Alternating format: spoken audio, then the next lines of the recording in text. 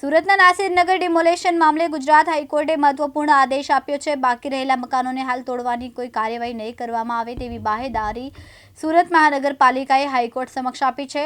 સાથે જ હાઈકોર્ટે મનપાને કાયદાકીય પ્રક્રિયાનું સંપૂર્ણ પાલન કરવા સૂચના આપી।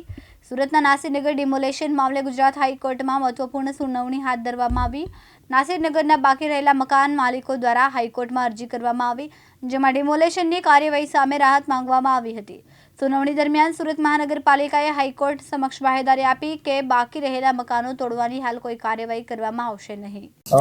નાસિરનગર ડિમોલિશન કેસમાં આજે નામદાર ગુજરાત હાઈકોર્ટમાં તારીખ હતી અને જે ઝૂંપડાઓ અને મકાનોનું ડિમોલિશન બાકી છે, જે મકાનો રહી ગયા છે, તે લોકોની આજે પિટિશન હતી।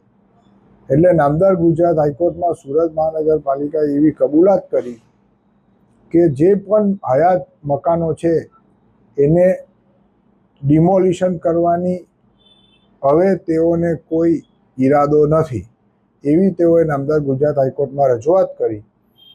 એટલે નામદાર ગુજરાત હાઈકોર્ટે સુરત મહાનગરપાલિકાને એવું ડાયરેક્શન આપ્યું છે કે જો ભવિષ્યમાં કોઈ સંજોગો ઊભા થાય ને ડિમોલિશન કરવું પડે તો પહેલાં આ લોકોને નોટિસ આપવી, પછી નામદાર ગુજરાત હાઈકોર્ટ અને નામદાર સુપ્રીમ કોર્ટના BR ગવઈ સાહેબના જજમેન્ટનું પાલન કરવું અને ત્યાર પછી જ કોઈ પણ પ્રકારની કાર્યવાહી કરી શકાશે।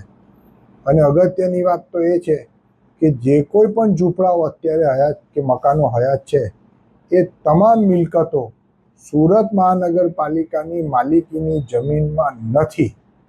એટલે હવે બાકીના જે મિલકતદારો છે લગભગ એ લોકોની મિલકતને કોઈ નુકસાન થાય તેવું હવે જણાતું નથી। મુકેશ ગૌરવ, દિવ્યાંગ ન્યૂઝ, સુરત।